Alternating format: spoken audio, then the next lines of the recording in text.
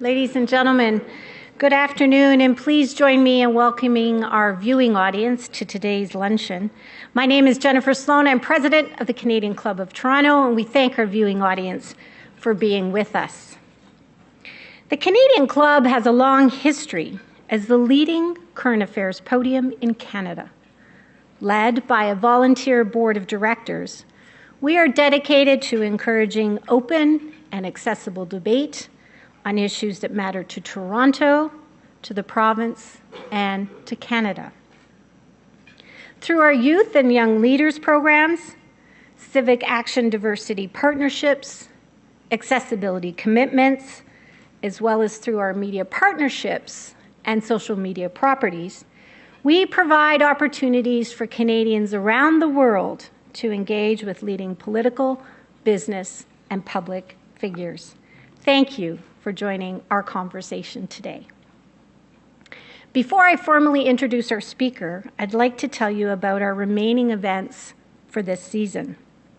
On June 11th, Greg Engel, CEO of Tilray, one of Canada's leading licensed producers of medical cannabis, will sit down with the National Post's Tom Blackwell to explore what's next for Canada and how our homegrown expertise can be exported to the world. On June 16th, Music Canada's president and CEO, Graham Henderson, will discuss Toronto's position among the world's greatest music cities and the cultural, economic, and social benefits of a vibrant music economy.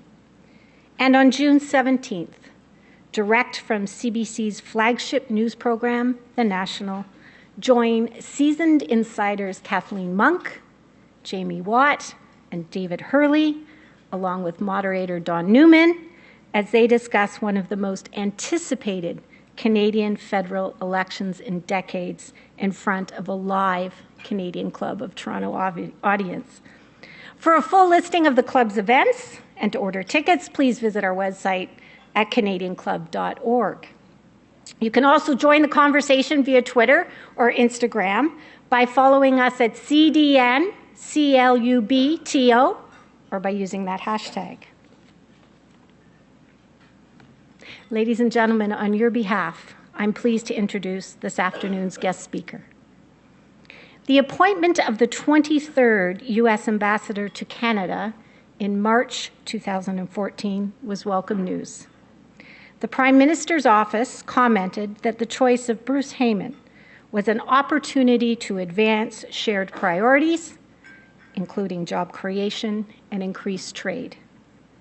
The Canadian American Business Council called His Excellency's appointment an inspired choice and hailed Ambassador Heyman's ability to take the ball and continue to advance the interests of both countries at a crucial time. In one of his first speeches as U.S. Ambassador to Canada, Mr. Heyman quoted President Obama saying that, quote, "No two nations match up more closely or are woven together more deeply, economically, culturally than the United States and Canada," close quote. The United States and Canada are mutually invested in shared prosperity. Today, Ambassador Heyman outlines his vision of the opportunities that underscore this important bilateral relationship. The trade figures accentuate the interdependent nature of our relationship. About $734 billion in annual trade. That's $2 billion a day or 1.4 million a minute. Ambassador Heyman is experienced at nurturing relationships, advancing mutual priorities, and building wealth. A Vanderbilt University graduate, and this is when I say go Georgia Bulldogs, being one, he is a 33-year veteran of Goldman Sachs, one of the world's leading investment banking, securities, and investment management firms. At Goldman Sachs, he served as the managing director of the Private Wealth Management Group from 1999 until December 2013. Mr. Heyman contributed to a number of organizations in Chicago, where he was located until his appointment last year. For example, he served on the boards of the Chicago Council on Global Affairs and the Northwestern Memorial Hospital Foundation. We are pleased to welcome Ambassador Heyman today. Ambassador, the Canadian Club of Toronto's podium, Canada's podium of record, is now yours.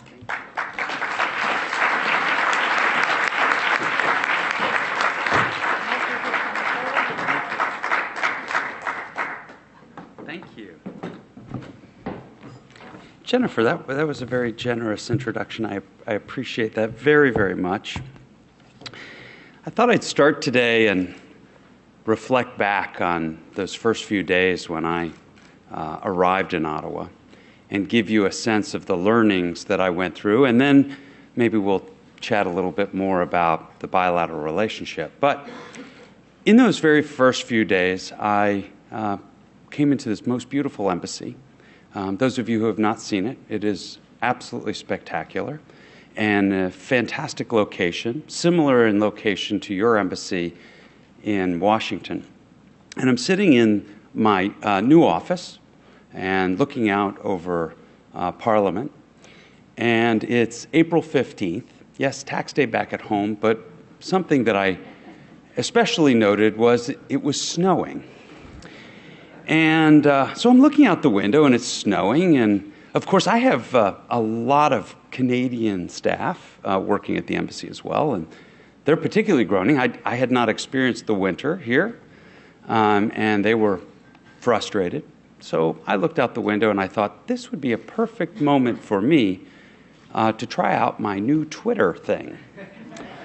So I wheeled around at my desk and I typed in something to the effect of April 15th, Ottawa, snowing, question mark, exclamation mark, seriously, and then hashtag where are the tulips. And I clicked send and I turned back around and sat at my desk. Shortly thereafter, I'm sitting there and somebody's knocking on my door and I'm feeling, this is great, new ambassador, I've got a meeting that I didn't even think about. I said, who's there? And they said, sir, it's your public affairs team. You can see where this is going. They come in. I said, hi, public affairs team. How are you? And they said, sir, what are you doing? I like the sir part. It really, formalized it a bit. I said, why? I just checking out my Twitter. And they said, have you seen the front page of the Huffington Post Canada? I said, no. They said, take a look. So, of course, I do. Turn around, Huffington Post Canada, and the headline, new U.S. ambassador already criticizing Canadian weather. Fast learning I had, fast learning. I'd also like to take a minute. I know Don's not here, but I'd like to give a shout out to Don Newman, who came to me about a year ago and suggested this venue, and just say a hello to Don and Shannon and greetings from Toronto. It's been a long time coming. I'm honored to be here today. Toronto is actually a city that's very close to my heart. For one, it's the sister city of my hometown, Chicago. It's become my second home here in Canada. Toronto was, in fact, the first city that I visited when I arrived in Ottawa. So after Ottawa, Toronto was my first stop. And we've been back very many times. It's with great affection for the city that I stand in front of you today. Toronto and Chicago. We actually have a lot in common. Both cities rebuilt after a devastating fire that destroyed our city center. But there's a lesson here, because although the fires were devastating, which they were, the important part is what happened next to both of our cities. You see, the destruction was actually seen as an opportunity to make these two great cities, aside two Great Lakes, even better than they had been before. Both cities are part of a region unquestionably great in importance to the prosperity of both Canada and the United States, a critical hub for jobs, for trade and investment. Much of our bilateral trade and investment flows through these Great Lakes region. The 8 Great Lake states traded more than $290 billion in goods with Canada last year. Now that's more than the U.S. in total traded with Japan and India combined. The province of Ontario exports nearly 4 times more goods to just one Great Lakes state, the state of Michigan, than you do to the entire United Kingdom. Our markets are inextricably linked, our families are interwoven, and our values are aligned. There's no better partnership. So I'm here today with great optimism in a region of unquestionably great importance to the prosperity of both Canada and the United States. A region steeped in our shared history as manufacturers are ripe for potential growth. Continued growth in the region not only benefits the states and provinces of the Great Lakes, but it benefits North America and our entire economy as a whole. In a few minutes, I'll touch on some of the initiatives that are expanding trade and investment between our two countries. But first, I'd like to start with my general impressions about the U.S.-Canada relationship. As Jennifer mentioned, I've been on the job a little over a year now. And let me just first tell you how much I actually love this job. I am so thankful for the opportunity to represent and serve my country in this role. Since I arrived in Ottawa as ambassador, Vicki and I have had the pleasure of traveling across Canada and meeting thousands, yes, thousands of Canadians from all regions and all walks of life. And we have received an overwhelming reception and an overwhelming view of the relationship from all of those meetings is extraordinarily positive. I've been to more than 30 cities in 9 provinces and 3 territories, and sea to sea to sea. And later this summer, I will be in Newfoundland and Labrador, guaranteed. And in all my travels, in my daily work, in my meetings with senior government, business, and other institutional leaders in Canada, the message I come away with is the same, that the relationship between our two countries is as strong and fundamental as the Canadian Shield, the bedrock upon which Canada is built. The fact is, there has never been a more comprehensive commitment to shared prosperity between 2 sovereign nations than the one that exists between the United States and Canada. A year ago, almost exactly, I stood in the newly renovated atrium of the National Gallery of Art in Ottawa. The spires of Parliament were over my left shoulder and the lit dome of the United States Embassy over my right. And I spoke about my priorities as ambassador. I presented 4 areas of engagement and cooperation that I'd like to take a moment to review with you today. First was, and is, the economy and trade. Jennifer mentioned these numbers. They're big. They're huge. We should just pause a minute because when I talk to other ambassadors, both of the United States and in Ottawa, and I go over these numbers, they ask me to repeat. They said, I'm sorry, can you say that again? The total trade and investment between our two countries creates an astounding $1.4 trillion economic relationship. It's made up of trade and investment. On the trade side, 759, as of the end of this last year, billion. That is more than 2 billion a day, or 1.4 million a minute, or 23,000 every second. And 77% of the trade that Canada does, an export, goes to the United States. Nearly 650 billion was in bilateral foreign investment. And this is going up by billions of dollars every year. And that's how you come up with a $1.4 trillion relationship. Second, energy and the environment. And was the critical word, not or. We work together on energy and environmental issues, including the Arctic, where the United States just succeeded Canada as chair of the Arctic Council.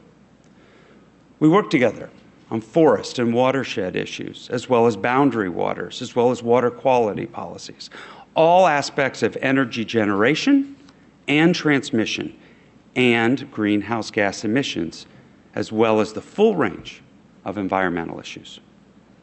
Third, cultural exchange, which my partner Vicki has made a priority. We talked about that from the very beginning. I'm very fortunate to have a strong partner with me here in Canada, and she's focusing on cross-border arts, education, social innovation. We've created a program called Contemporary Conversations, a unique program in which we partnered with the Art and Embassy program in Washington and have brought living artists to partner with the National Gallery. We call it Contemporary Conversations because we bring these artists in and use them as a means to create conversations, sometimes around areas that are more difficult, but that art allows us to have. If you haven't followed what she's doing, you should check out her Twitter. I think she's a little better maybe than I am at that, at VS Hay. And fourth, cooperation and leadership in the world. The world stage is big, and Canada, the United States, we cooperate in a close and productive ways to ensure a coordinated approach on a whole host of issues. ISIL, to Ebola, to the Ukraine. Our militaries, we stand together and serve together. But not only do we do this overseas, but we do it right here through NORAD, which stands for the North American Aerospace Defense Command. We protect North America together, and we do it in an incredibly unique way. You see, the US and Canadian troops report through a unified command structure. In NATO, we remain committed to the defense and security of all of our allies while we work together to support Ukraine. So now, entering into my second year, I want to reaffirm my commitment to each of these four areas, as well as add one more. And that is our shared border. Our two governments work together to ensure the constant flow of goods and people across that shared border, and they want to make sure it's efficient and secure. We work together across all of these areas not because of political expediency, not because we're just reacting to the issue of the day. We do it because of our common history, our common interests, and most importantly, our common values. They demand it. In Canada, the U.S. government, actually, one of the roles that we have in the embassy is keeping track of the many people that come as part of the U.S. government as visitors. Last year, we received 10,000 U.S.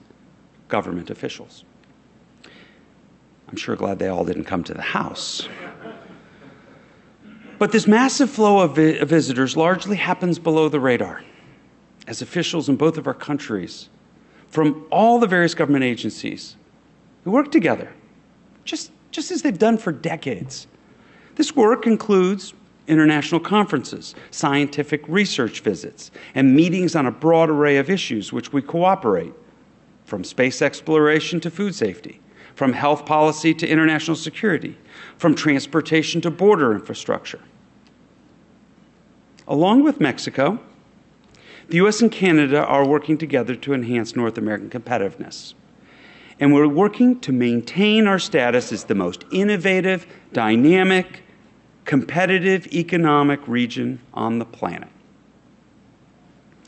And while we love, and we do, we love being Canada's #1 trading partner and having Canada as our #1 trading partner, I think it's important to note that we are fully supportive of Canada expanding and diversifying its markets and expanding its trade and opportunities as broadly as possible. One of the important lessons I learned in my many years working in the financial industry is the value of diversification. Broader global trading relations are good for the Canadian economy, good for the North American economy, and good for the United States. The Canadian government has been actively pursuing trade deals across the globe, and we welcome this. Now, perhaps the best opportunity for Canada in this regard is the Trans-Pacific Partnership. We call it TPP for short. The importance of this trade agreement cannot be overstated. You see, TPP countries, there are 12 of them. We all come together. They comprise almost 800 million consumers and 40% of the global GDP. TPP will not only expand markets for exporters, but set high standard rules for trade, address vital 21st century issues within the global economy. And with all three NAFTA members at the TPP negotiating table, we have a unique opportunity to strengthen North American competitiveness. Of course, most business doesn't actually happen between governments. No, business is driven substantially by private companies of all sizes, delivering products and services in an ever more competitive marketplace. But governments can help, along with creating the institutional and regulatory framework for business. And governments can point businesses toward growth opportunities. In fact, that's the key focus of almost any embassy of any country in the world. And as this ambassador, I've made this one of my primary interests.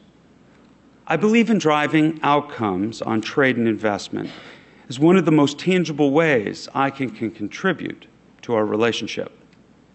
And as much as we support Canada's efforts to expand its global footprint, the bilateral figures illustrate that we have plenty to gain as well by continuing to invest time and energy into expanding even further the Canada-US relationship. Neither of us is likely to see, nor would we necessarily want to see, any change in our status as the other's most important and most reliable trading partner. Energy. Energy, of course, is huge.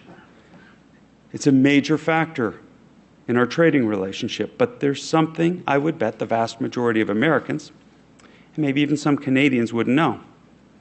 Canada is by far the top foreign supplier of all types of energy, including crude oil, to the United States. Canada sends us about 3.2 million barrels per day. That's now about 45% of our total imports. The other aspect of the energy relationship, though, is just as important. Canada is the largest exporter of electricity to the United States. And 80% of Canada's electricity supply comes from sources that do not emit greenhouse gases. Clean energy. In the decades to come, investment and job growth in clean energy will be phenomenal. Canada ranks #1 on the U.S. Department of Commerce list of top renewable energy export markets, accounting for nearly a third of all U.S. renewable energy sector exports through 2015. As partners in one of the most broad energy economies in the world, Canada and the U.S. are well positioned to move into the next generation of energy sources. Climate change is real. Clean energy is the solution to climate change. It's also the biggest emerging market. It will create an enormous number of jobs. It will allow us to live up to our responsibility to future generations, both in terms of the planet we leave behind, but also in economic security. Make no mistake, this is more than an opportunity.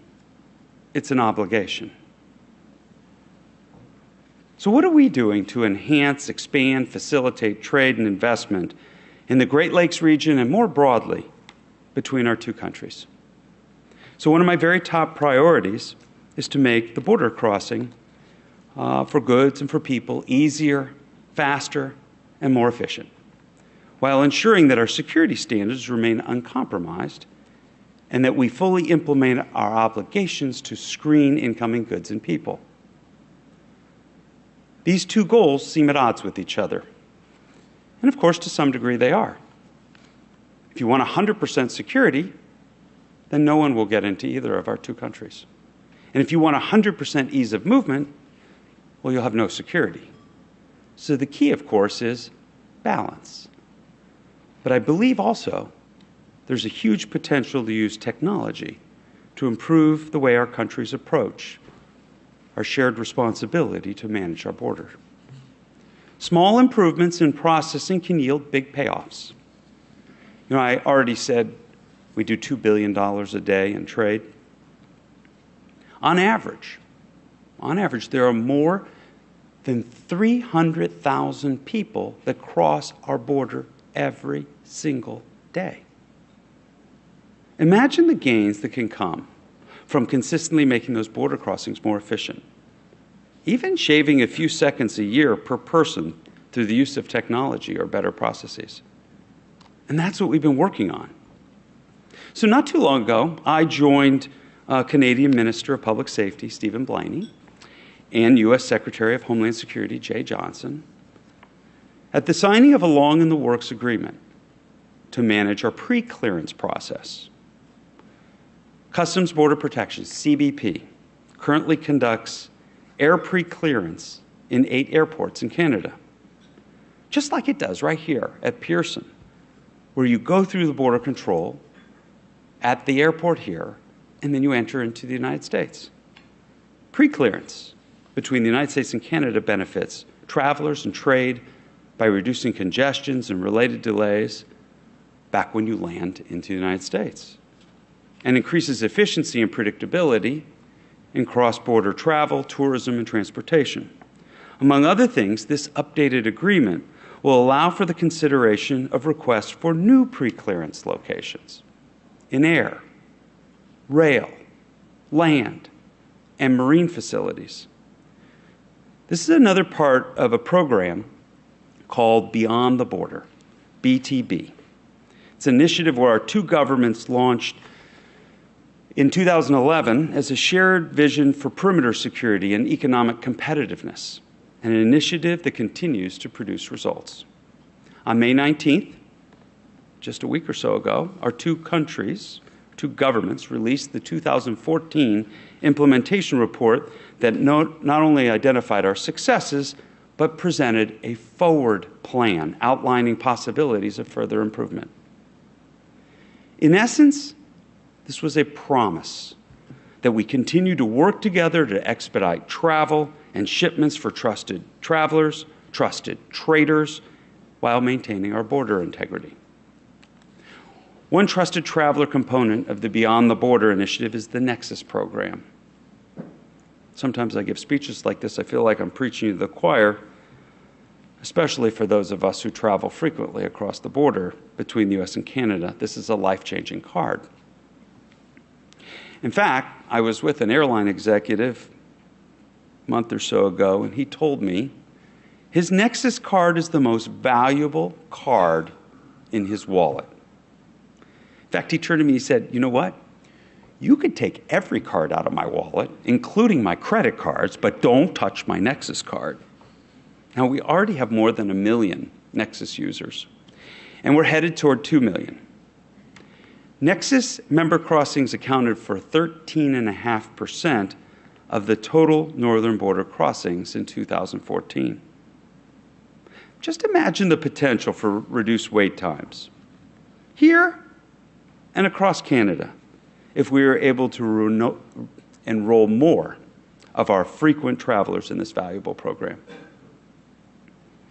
Our governments have also been working to facilitate trade and ease regulatory compliance through something that's called the RCC, or the Regulatory Cooperation Council. And last week, the RCC released a set of regulatory partnership statements. These statements provide a framework for our two governments to move forward. breaking down detailed technical initiatives in each sector that provide a foundation for what I think is a fundamental shift in the relationship between U.S. and Canadian regulators. But the details, sometimes we can get all bogged down in the mechanisms of this. At the end of the day, this is really common sense stuff. Child safety seats. Can you imagine different standards for child safety seats that if you wanted to comply, that you drive to the border, take your child out of the safety seat, put it in the back, put the other safety seat that complies with the other country? SPF in cosmetics, where licensing is different in 2 different countries. Baby food container sizes that are different sizes. Soup container sizes. Soda pop labeling. Both Canadians and Americans. Obviously, we want our children to be safe and secure in the car. We all want cosmetics to be safe for daily use. And the value and integrity of the safety of our food, of course we want that. So it makes sense to align our regulations, our standards, and our labeling so people can buy and sell products in our 2 markets without unnecessary duplicative compliance costs and delays. I mentioned earlier that I believe in driving outcomes on trade and the investment front as one of the most tangible ways that I can contribute to our growing relationship. So earlier this year, I sent 50 unique letters to all 50 U.S. governors. I invited them to lead trade delegations to Canada to explore opportunities to expand business on both sides of the border. We had 11 such visits last year, and we're aiming for more this year. And I've been meeting with Canadian premiers with the same message. Lead your business delegations to the U.S. to scope out new business opportunities. We enjoy a strong working relationship with Premier Wynne, as we do with the premiers across the country. And Premier Wynne led a highly successful delegation to Washington, D.C. and New York earlier this year to discuss both policy and trade at the federal and state levels. This is in the interest of both the United States and the province of Ontario. In the long run, I believe it shows leadership by Premier Wynne, demonstrating her astute understanding of the nature and importance of the relationship between our 2 countries. We are more than willing to drive outcomes, and we can point out opportunities the delegations may not have known about and make connections that lead to new collaboration, new investments, and new trading relationships. We know that trade and investment is always a 2-way deal. I've run into some politicians, of course, that are solely focused on exports. Well, that's fine. But everyone knows if everybody just exported, well, that doesn't exactly work. Imports. Imports provide consumers with more choice, lower prices, encourage firms to deliver at greater value. On the investment front, we celebrate investments by U.S. companies in Canada, as well as Canadian investment in the United States. Cross-border investment creates jobs, creates economic growth that benefits citizens on both sides of our border. That said, I'd love to see more Canadian investment expansion in the United States. In March, I led a delegation of more than 80 representatives of Canadian companies and organizations on a trip to Washington to the Select USA Summit. This was organized by the U.S. Commerce Department to teach potential investors about the ins and outs of investing in the United States. And again, we're not asking Canadian companies to move to the United States. We want them to expand their businesses in the United States. We want them to create jobs and wealth both here and there. There's a lot going on between the U.S. and Canada that has tangible and positive impacts on the lives of our citizens. Unfortunately, this great cooperation doesn't always tend to make it in the media. We're all familiar with the headlines and commentaries that look for differences of opinion and focus on the challenges we face on some issues. I get it. Headline: U.S. and Canada get along just great today. Oh, that's not going to sell a lot of newspapers or create a lot of buzz or retweets. Frequently, controversy makes better copy. We understand the challenges. We're working daily on resolving the challenges. I also assure you that the U.S. government is aware of Canada's position on the KXL oil pipeline. But neither the pipeline nor any other single issue defines our relationship. I think it's important to step back and think of the relationship in the broader and incredibly positive context that I hopefully have laid out for you today. Challenges in our relationship are nothing new. As you'll see with neighbors or friends or family, even the closest don't have agreements on everything. I can easily use the same words JFK used over 50 years ago in his famous speech before the Canadian Parliament. Quote, "What unites us is far greater than what divides us. The issues and irritants that inevitably affect all neighbors are small indeed in comparison with the issues that we face together." Now, I don't know if you're familiar with the Peace Arch. This is an arch that was built on the border between Washington State and British Columbia. It's gorgeous. It was originally built to commemorate the 100th anniversary of the signing of the Treaty of Ghent in 1814, which was the end of the War of 1812. On the top are the flags of the U.S. and Canada with inscriptions, "Children of a common mother," and "Brethren dwelling together in unity." Now, more than a century later, those words ring equally true today. And we're working to make sure they ring equally true 100 years from now. You all, no, we, are part of one of the many thousands of efforts toward this goal. It's our job, collectively, as citizens, as business leaders, as community leaders, to make sure the physical and institutional infrastructure, as well as the personal and business relationships that cement our common future, remain strong and efficient, to help ensure that the continued prosperity of our two nations continues and we keep this amazing bilateral relationship moving forward. Thank you for your time today.